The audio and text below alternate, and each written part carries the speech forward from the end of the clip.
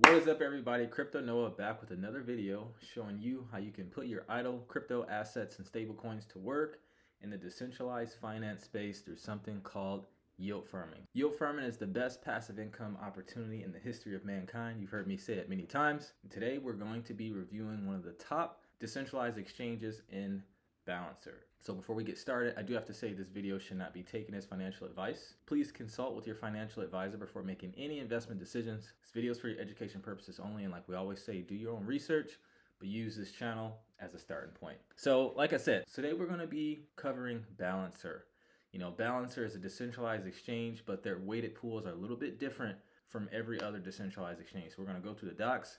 We're going to go over the different strategies you can use to generate passive income. We're going to go over the tokenomics. We're going to do a platform walkthrough. Then at the end, I'm going to tell you if I would use Balancer or not and why.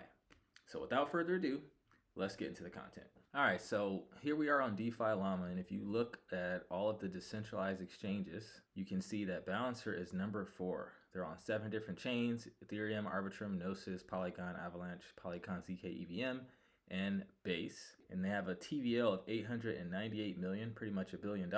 So that's pretty good. They've been around for a long time, and I actually made some pretty good money from Balancer in the 2020-2021 bull run. Okay, so here we are on the Balancer docs. So it says, what is Balancer? Balancer is a decentralized automated market maker protocol built on ETH and other chains.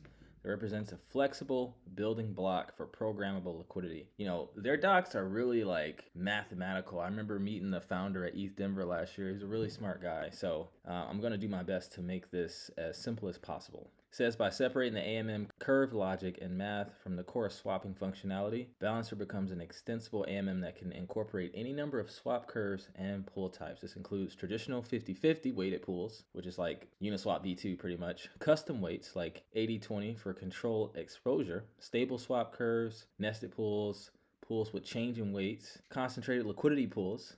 You know, if you've watched my channel for a while, you know concentrated liquidity allows you to provide liquidity within a certain price range.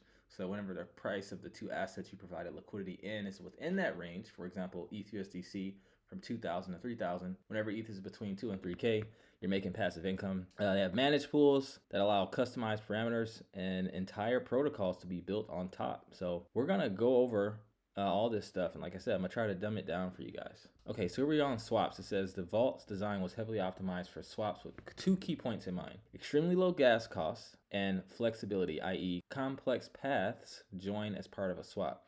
So they do a swap gas cost comparison, and you can see here that the gas fees for Balancer on average are way lower than Uniswap, especially as, you know, volume picks up, it looks like. So it says the vault has 2 core types of swaps: single swaps and batch swaps. As the names imply, single swaps is used when only swapping 2 tokens against a single pool, and a batch swap, the more commonly used ones, allows for multiple hops, paths, and pools.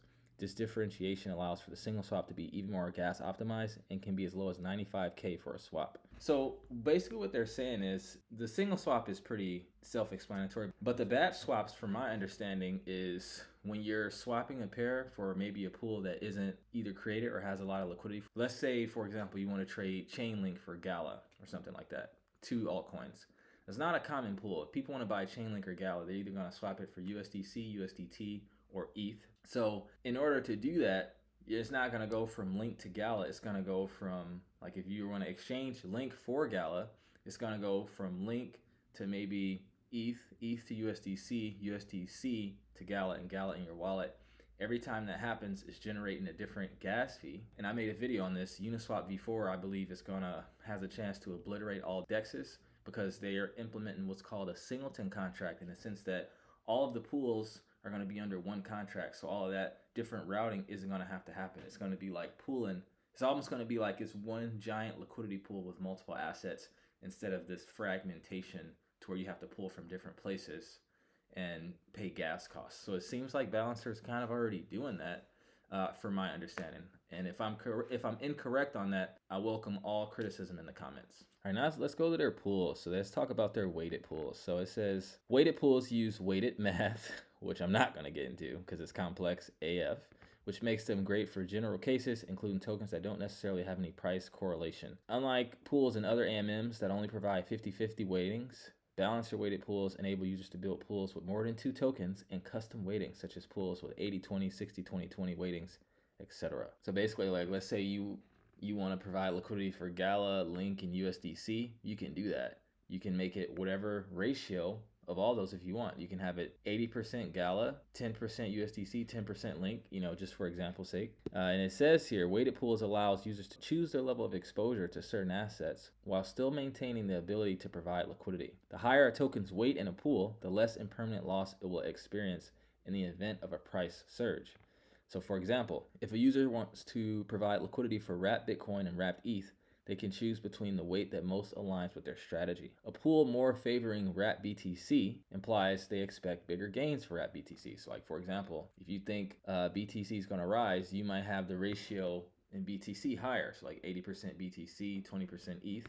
Then it says while a pool more heavily favoring wrapped ETH implies bigger gains for wrapped ETH. An evenly balanced pool is a good choice for assets that are expected to remain proportional in value in the long run. So to break this down, impermanent loss is basically like a limit order for the losing asset. So if you have Bitcoin and ETH in a pool and Bitcoin is outperforming ETH, if you have a larger ratio of Bitcoin, you have more Bitcoin that is like used to buy ETH. But given that it's not 50-50, you're not going to lose out on all the price appreciation because, it's way more Bitcoin. So you have more room to run, if that makes sense.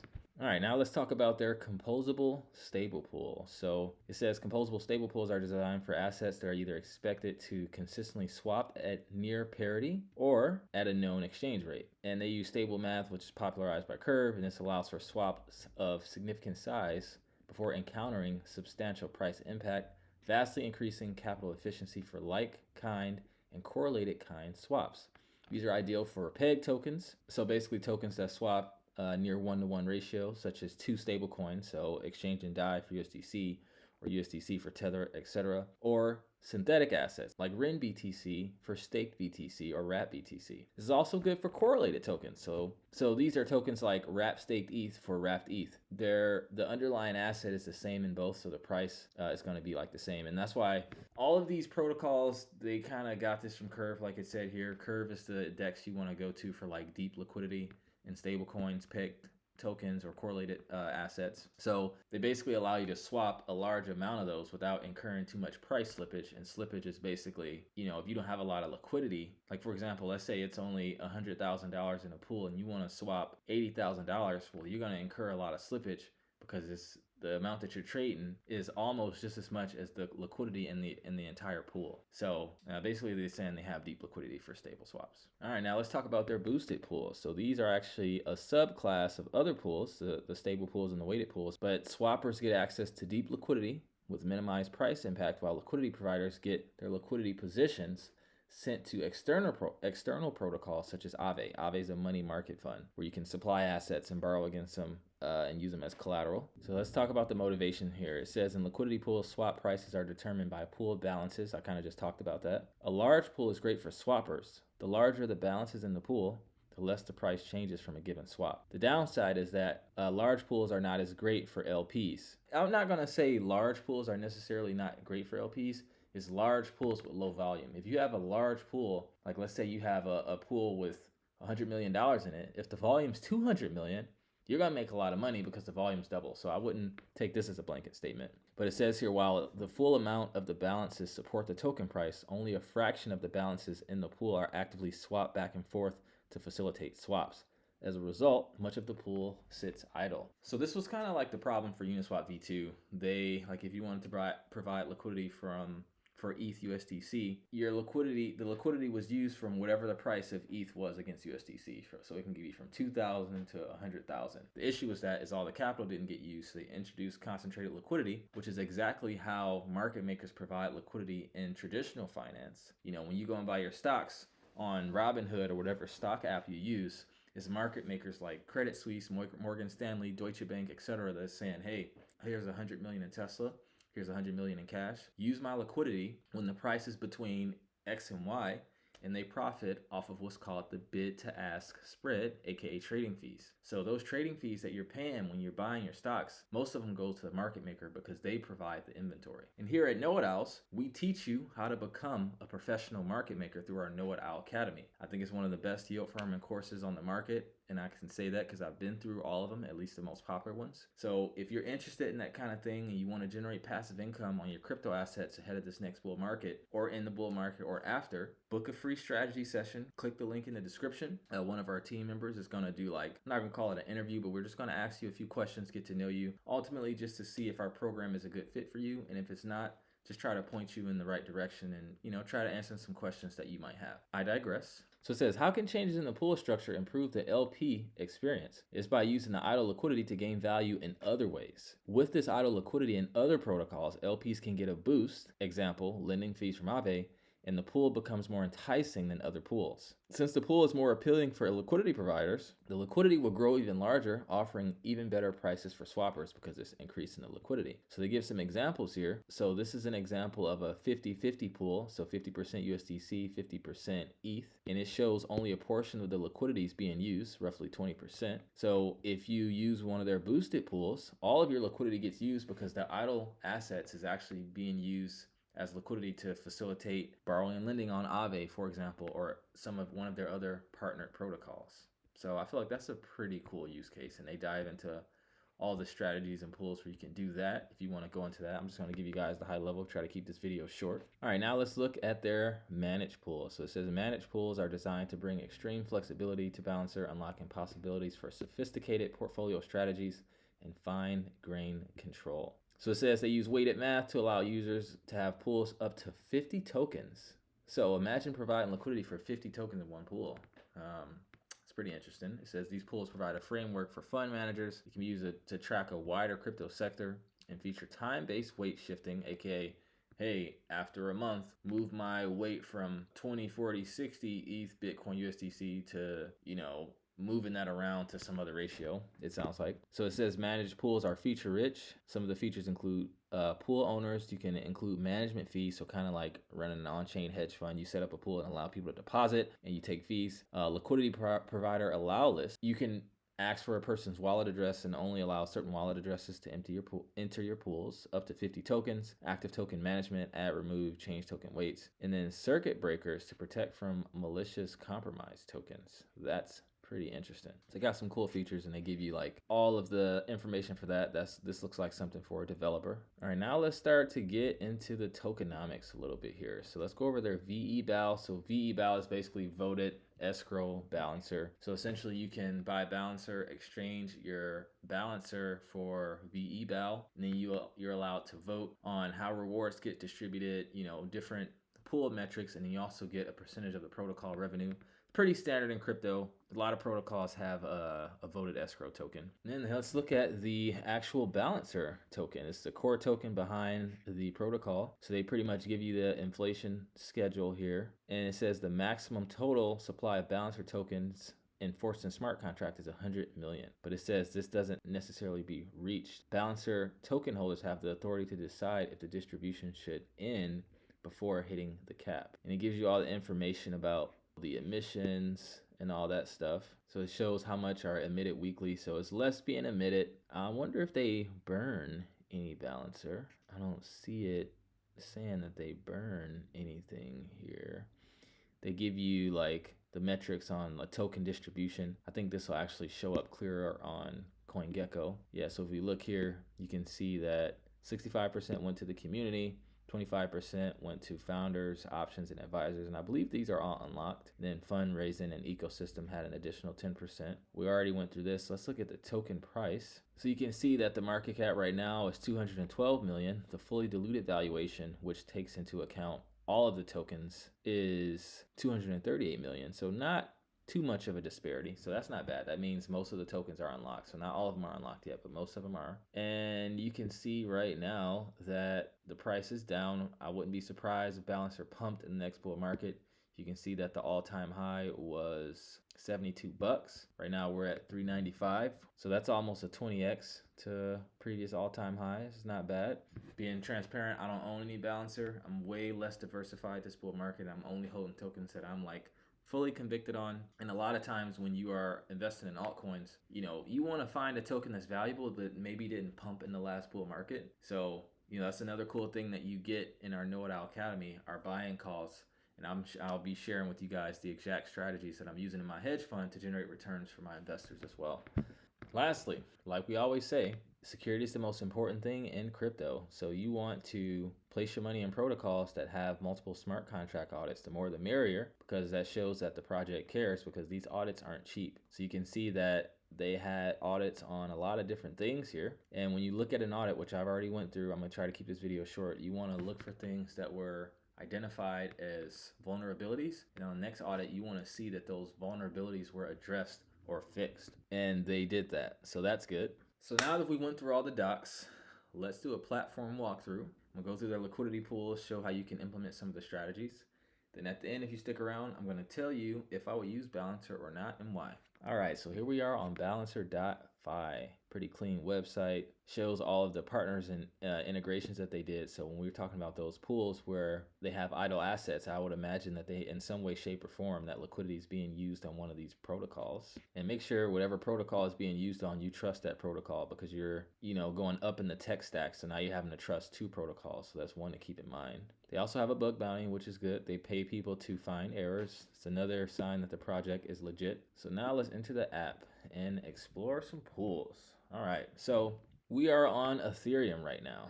So you can look at some of the pools. You can see the APRs over here. Let's load more, see what they got. Nothing too crazy right now that I'm seeing, at least. Maybe because it's on ETH. Let's look on Arbitrum and see if they got anything better here. And I want to sort by APR. Can I do that? Oh, yes, I can. All right, so they got some high yielding ones here. As you see, they got some with multiple pools in them. 116% APR. I'm not sure what a lot of these tokens are. Magic USDCE, 36%, and it shows the staking APR and the swap fees. It looks like it's combining the staking and the actual swap fee. So basically, you provide liquidity, you get an LP token, and then you can stake that LP token, and that's where you're getting the full yield from. Radiant Wrapped ETH. I'm actually in this pool because I'm staking my LP tokens on Radiant, so I can actually get money from the protocol. So I guess I just gave away the secret on if I would use it or not. 32%, and when you stake that on Radiant, you actually get a higher yield because you're able to get a yield from the protocol, like I said, as well as whatever assets you supplied on the platform. So now let's see how it is to create a pool. All right, so as you can see here, you can pick a token. Let's say I do USDC, and then let's say I do Stargate. You can add up to 50, it looks like. And then you can choose the weight. So let's say it automatically does it for you, which is cool. So it's easy. I go 30%, it automatically adjusts everything else. Let's say I want to do 30% here.